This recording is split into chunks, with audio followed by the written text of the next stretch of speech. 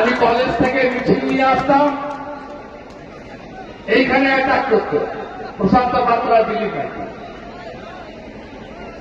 সব ক্যালেন্ডার হয়ে গেছে, আর আপনারাও ক্যালেন্ডার হবে।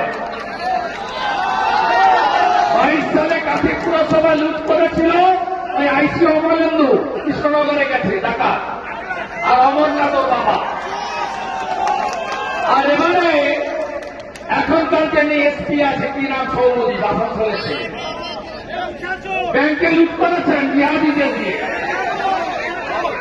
22-এ লুট করেছেন, 24-এ ফাঁকা করেছেন লোকসভাতে।